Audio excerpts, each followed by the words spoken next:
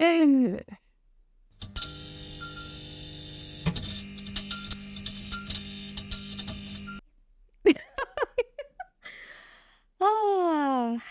Hi. Welcome back to my podcast. I'm Rachel Anita Kamakei Kamakawaida.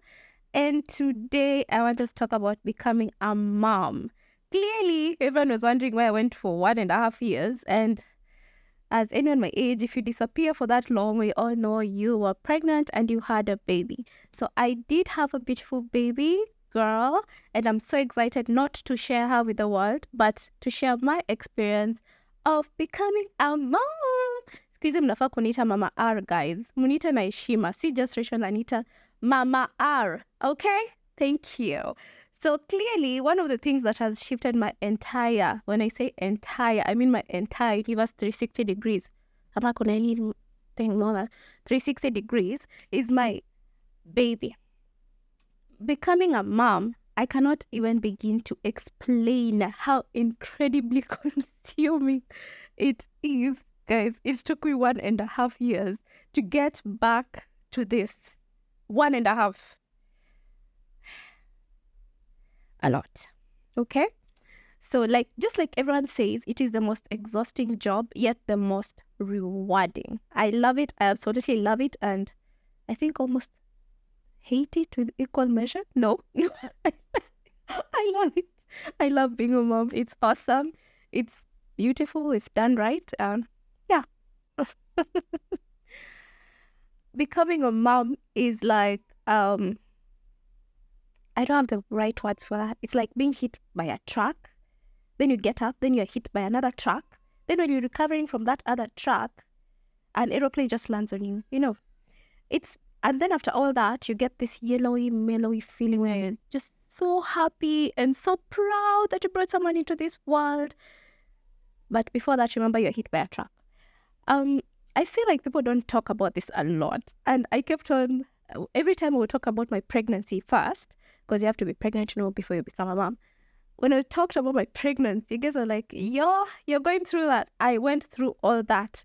Textbook, what to expect, while expecting. I expected everything. Everything from top to bottom, from swollen feet to swollen nose to nausea to not sleep, insomnia, which has never ended up to now, 1.5 years later. And guys, it is hard. Hard. And I'm talking to every girl who's above 18 because I think that's the moment you think about that you can be a mom. You're not ready. It is hard. To the D. Hard. Please.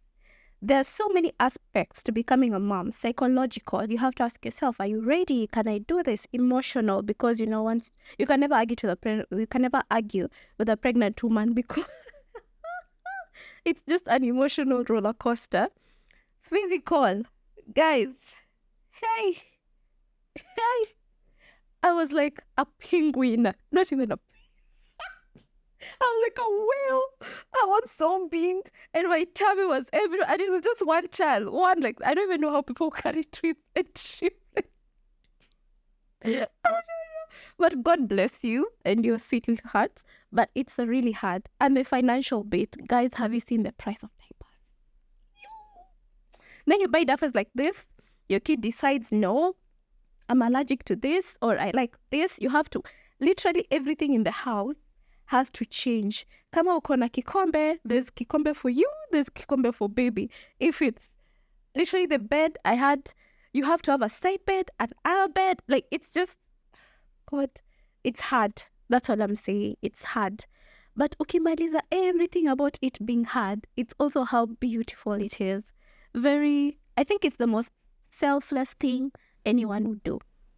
If you're female, naturally female, that is. It's beautiful, but before you go into it, please call yourself for a meeting and attend that meeting so that you can understand what you're putting yourself through.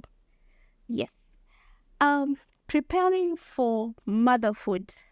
Preparing for motherhood was, for me, my first stop would be, again, I'm talking to anyone above 18, although I will take that age a bit higher. I don't think you should be a mom below 22. I think, my opinion. But obviously, if you're ready to go, you're ready to go. I can't dictate that. my first stop would be go to a gyna. Please make sure everything is where it's supposed to be. I know in this age and time you just think, oh, being pregnant is 1 + 1 is 2. No, it's not that easy. Especially when someone is above 30, 35, you probably need to see a doctor and walk through the whole process. Get your scans done, get your blood testing. Now, I just realized people don't even know their blood group. Like if you don't know, why are you becoming a mom? I just have a question, why?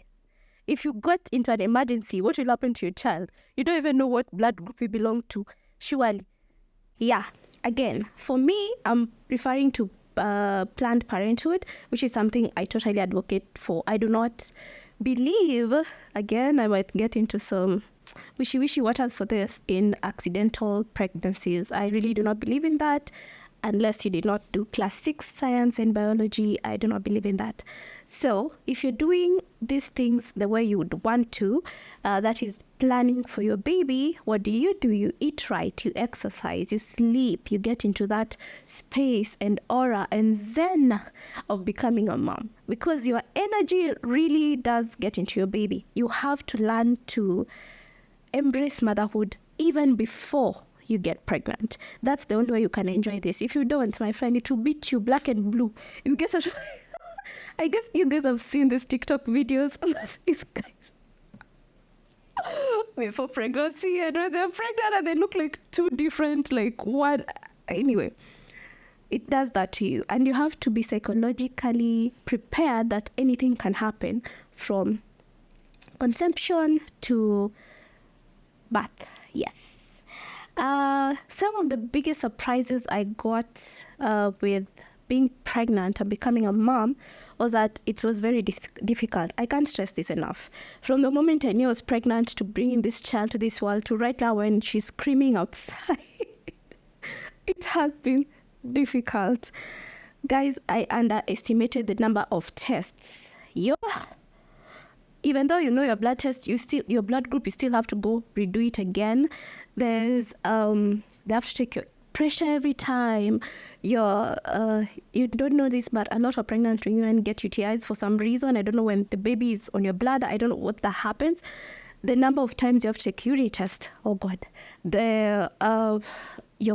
I'm telling you, every 2 weeks I was just at the doctor's office because it's this or that and that. And it's not easy. It's not easy. That's again why you need to be better prepared for this. There's a lot of anxiety because, especially when it's your first time, you don't know if you will really make it to the end, which is sadly an emotional turmoil that most women have to go through. The anxiety of not knowing, because you're not sure. Today you're there, your baby's heart is beating. Next week, things are not so great. And then the amount of pills I had to take, Jesus Christ. Yeah. And I'll just say, jaribu jione. Maybe your journey will be different from mine. But I was on biofolic. I was on, what's that?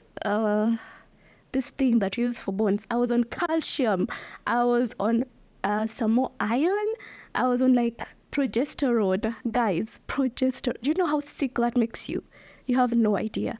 I was on anti-nausea drugs because I was puking every morning and evening because my baby decided, hi mom, I'm here. And you have to notice that I am here. Guys, you just try. Jaribu ujione, unieleze. Your experience might be different from mine, but it wasn't easy. My ultimate biggest surprise was when my baby's heartbeat dunked. That was, it was difficult. I can't even talk about it. And another surprise was the leg spans. Hi-bo. That one I will surrender. Guys, you're sleeping in the middle of the night at 3 a.m. I will wake up screaming. My husband is like, what's up? My leg has cowcard, electrocutiwa with 1,000 volts. And there's nothing I could do about it. You go to the doctor, she's like, oh, honey, you just need some more magnesium. Again, adding to the list of pills I just gave above. You want to do it? I don't know. I'm more of a one-child policy right now. But if you want to, we'll be here. We'll throw you the best baby showers and all that. Away from the negativity, my best moment was hands down when I had my baby's heartbeat for the first time, guys.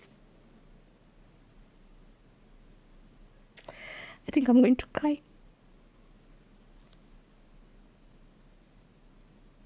It was so beautiful. It was at around, I think, 10 or 12 weeks. And like I said, pregnancy is very difficult. Mine, when I realized I was pregnant, I had to be put on some pills because my body was fighting the baby. And hearing her heartbeat and knowing that the baby, they say the embryo or something. What's that? Egg, embryo, zygote. Oh, yo. When I heard that the embryo is viable, it was so beautiful for me. I think for no matter what I went through, the swollen legs, the everything, just hearing her heartbeat made it all okay and made it all worth it. Then when she was born, of course, that moment they brought the baby to me because it was an emergency C-section. It made all those pills and everything. Although it made it worth it, I'm not sure if I would do it again. It was so worth it that I think once in a lifetime kind of things, very good to have in a lifetime. I know one of my friends always says that it's a guy actually. He's always like, Anita, why do you talk about pregnancy like this? I'm like, because it doesn't matter how much of a supportive partner you have, that is a journey you go alone as a woman. Alone. It doesn't matter hata akumassage miguu, akupeleke Indonesia, akurudishe, akufeed, and of course I had a partner who do all that. But still, baby girl, you're the one who will be walking around with evidence, looking like a penguin.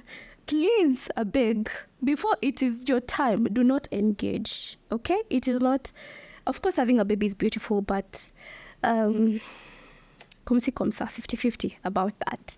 So yeah, any advice I have for anyone, please be ready, number one, because it hits you and it hits you like a ton of drugs. Because again, the funny thing is they give you drugs when you're pregnant, then they take it all away after you give birth. So you end up looking like an addict for like 2 months.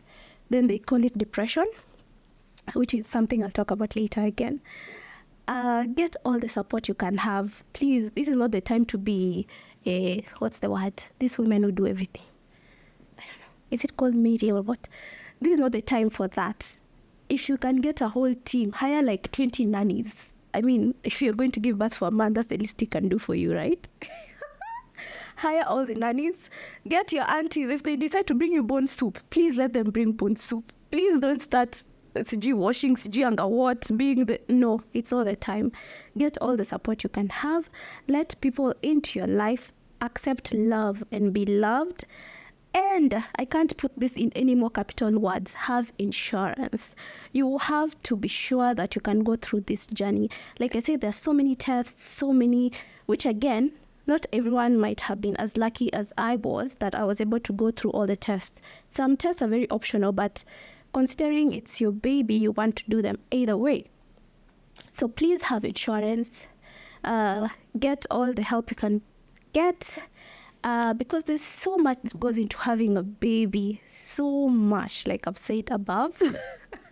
I am so glad that I have my beautiful daughter here, but I do wish that people were more open to having these tough conversations on conception, pregnancy, and taking care of an actual baby who is alive and eating and all that. The whole motherhood, right?